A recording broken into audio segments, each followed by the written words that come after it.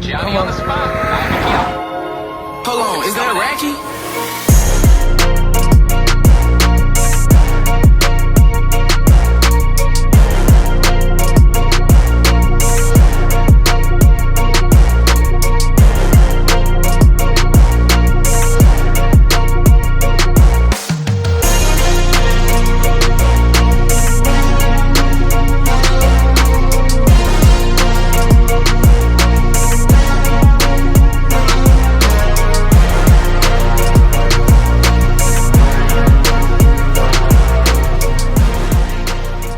Salutare tuturor și bine v-am găsit la primul motovlog de pe acest canal. Suntem în sfârșit pe altă categorie de motorizate. Am luat în sfârșit AUL, dar nu vă voi spune prea multe în acest episod. Vă voi lăsa doar câteva cadre cu ce am mai făcut până acum. Și anume, ce va urma în acest videoclip, câteva momente de când am făcut școala moto. Iar după un episod foarte amuzant de când mi-a ajuns permisul și am luat motocicleta lui Mușat. Și ghiciți ce? Am pierdut numărul de matriculare. Nu știu cum s-a întâmplat, dar am pierdut numărul de matriculare. Iar după toate chestiile astea vor apărea mai multe episoade și despre această motocicletă. Haide! Dar înainte să trecem la tot ce am zis până acum, nu uitați să apăsați butonul ăla de like, să dați un share prietenilor voștri și să-mi spuneți ce părere aveți și mai ales dacă vreți să continuăm cu motovloguri sau nu. Pentru că eu am filmat foarte mult și de-abia acum mă apuc de ele, pentru că am vrut să filmez oarecum un reveal, ceva de genul. Mă rog, hai! Distracție plăcută. Salutare tuturor și bine v-am găsit la un episod în care mă vedeți un pic diferit față de când mă vedeți voi de pe mine de obicei. Adică pe două roți în loc de patru. Bine, l-ați mai văzut voi pe Rocky și în două roți, dar nu asta este ideea. Sunt la a patra ședință de condus și probabil veți vedea episodul ăsta când o să mă apuc de motovloguri, cred. Nici nu știu, sau când o să iau motocicleta. Deci v-am zis, sunt la a patra ședință de condus. Vă rog să nu mă înjurați. Până acum surprinzător nu am căzut de pe motocicletă și nici sper să nici nu cad. Casca asta de enduro pe care am eu e destul de nașpa pentru moto, pentru că nu prea văd cum trebuie și ce trebuie, sincer să vă zic. Dar sunt așa și așa cumva cu ea. Da, deci în momentul de față facem niște opturi de astea doar să mă mai încălzesc și eu. Hai să facem altceva ca să mă mai încălzesc. Hai mă mai duc printre astea așa frumos, dau printre astea, bam, așa. Mă duc cu ăsta, mai fac jaloanele astea. Și acum e ca și cum am face înapoi opturile. Cred că pe aici trebuie să mă duc și facem așa. Și numărăm, ia uite, hai numărați cu mine, 0. Eu de acolo număr, nu știu dacă e corect, dacă e greșit. Băgăm un 1, bam, hai, asta e 2, nu? Bun, aici 3 și schimbăm. Și eu schimb, v-am zis, eu număr handicapat, eu număr de aici, cum ar veni, și eu număr de aici cu 0. Și o să vă explic imediat de ce m-am obișnuit așa, dar nu știu de ce m-am obișnuit așa. 1, haide. 2. Numărăm așa de acolo, că în momentul în care fac 3 și plec cumva. De obicei se pleacă la 2,5, dar eu plec la 3, știi? Că eu număr de acolo, că număr altfel.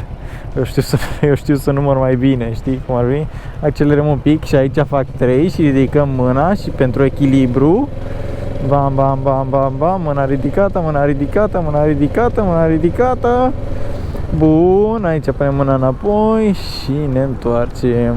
Spuneți-mi, care a fost experiența voastră moto, dacă aveți permis de motocicletă? Vă place, nu vă place? 2. Spuneți-mi dacă, ce să vă zic, dacă vă plac genul ăsta de episoade, că voi când o să vedeți episodul ăsta, eu deja o să am permisul în portofel. Așa că spuneți-mi ce părere aveți, lăsați un comentariu, un subscribe.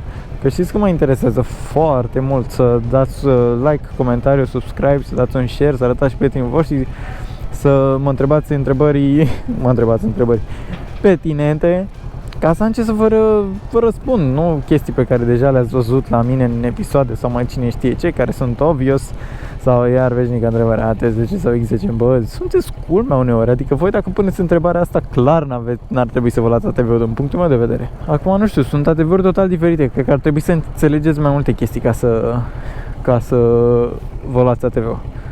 Acum nu știu, fiecare cu părerea lui, fiecare cu bănuții lui. Eu nu vând niciun ATV, nu mă interesează. Eu când o să vând ATV-uri poate să mă intereseze care e mai bun și care mai nu, dar gândiți-vă că dacă o să vând ATV-uri vreodată, doar de ăla o să umple țara, stați liniștiți. Așa că, oare pot să pun mâna pe cameră să fac o tranziție în timp ce sunt în circuleț. Hai, pa! Oh my god! Băieți! S-a permisul! Thank you lui Mușat că m-a lăsat să plec o ora asta de cai mulți. Mai mult nu merg cu 40 azi, mâncava și gurile voastre, uitați-vă la mine.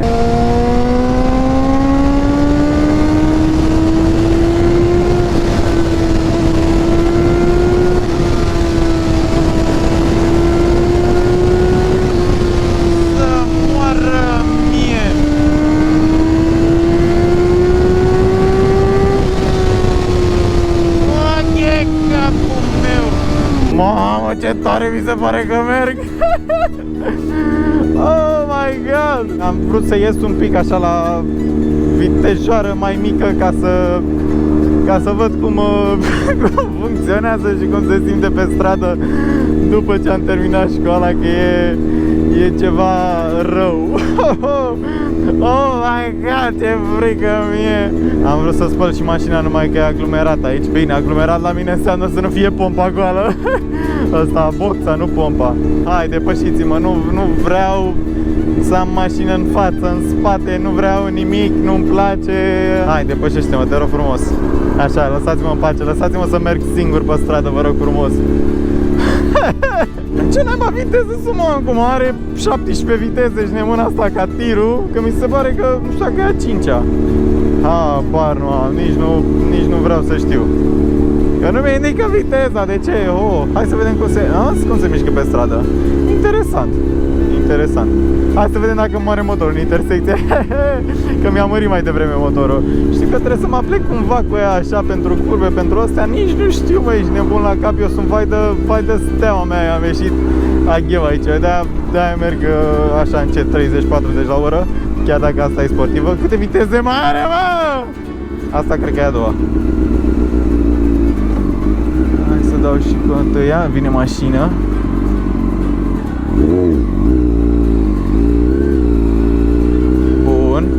M-am descurcat. Bun. A doua. A treia.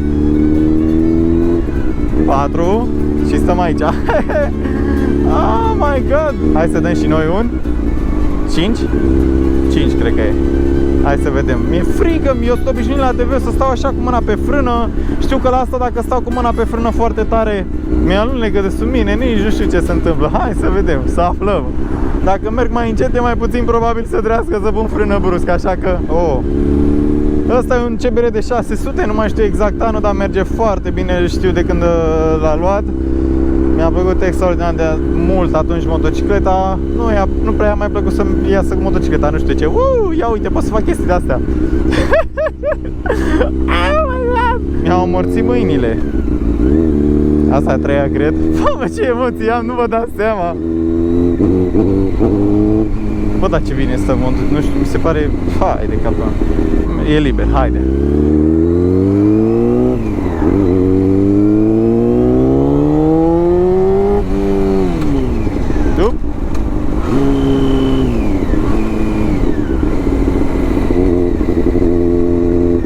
Mare, mă, în sus nu mai are. Așa de tare merge ea? De tânturații? Oh my god, mare, mă, viteze nu mai are, asta e ultima. Bă! Ce șocant mi se pare că cu ATV-ul în pădure merg la niște viteze și aici pe stradă cu 50 mi se pare că zbor. Dar cred că, din punctul meu de vedere, e un lucru bun că mi se pare că merg tare.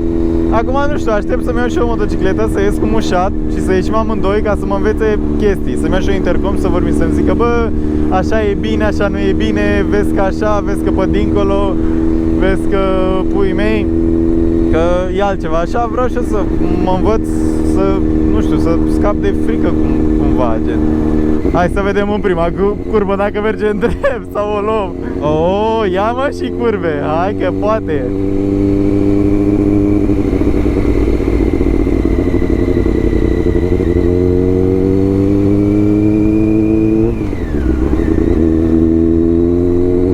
Depășește-mă, haide. Du-te, Dică, du-te și tu. Ăsta mă depășește și ăsta, hai, du-te și tu, dar nu mai, gata. Mi-e frică și să merg pe marginea asta de-n dreapta, că e foarte mult nisip. Și dacă alunec?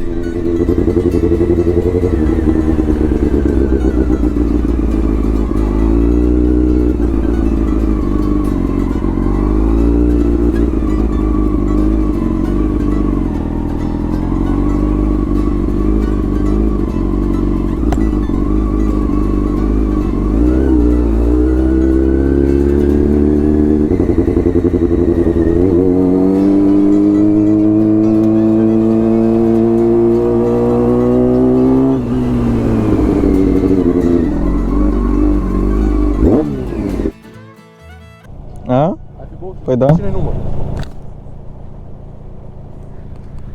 A avut? Da, a avut sigur. Musi? Da. Tu aveai număr la motocicletă? Da, nu mai e. Acum nu mai e. What? Unde mai e? Aia sunt și eu curios. Dar nu știu cum l-ai pierdut, mâncați așa. Băga mea și picioarele.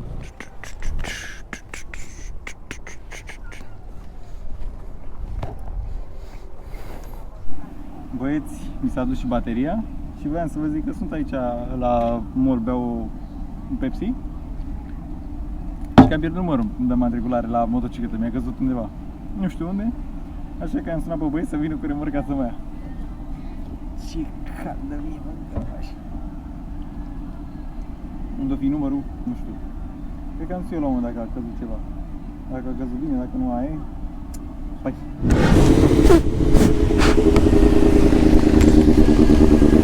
Hai că am găsit numărul, dar uitați ce ploaie a venit.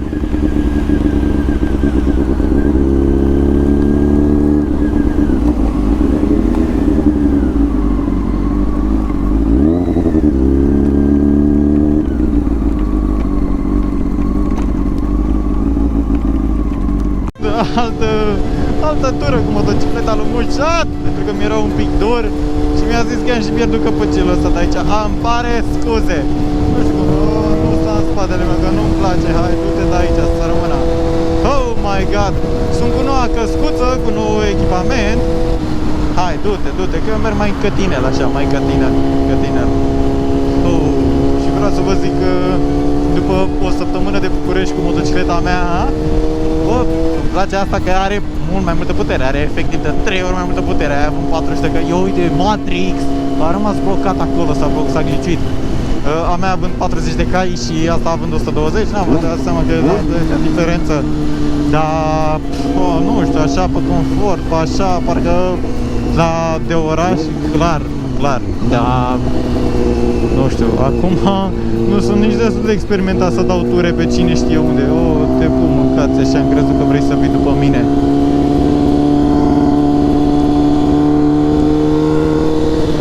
Da, îmi trage bine rău.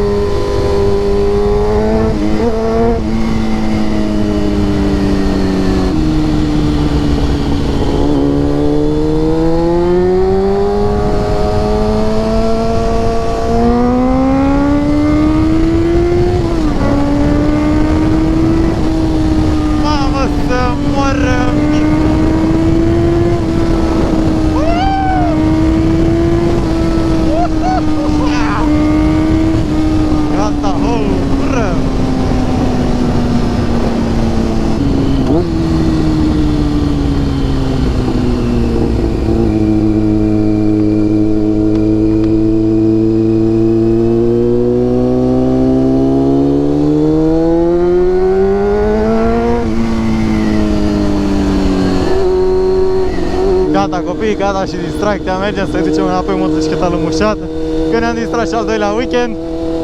Dar îmi place de mult, deci e genială. Cu plinul făcut, să nu, bine, am făcut plinul când am plecat, că am luat o goală și nu am limbat atât de mult, am fi mișto eu.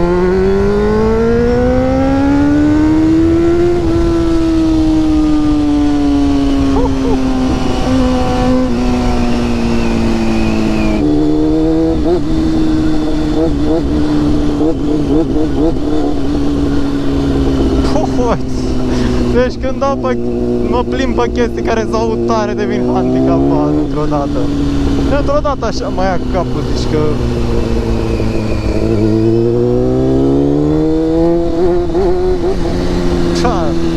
oaie capul meu.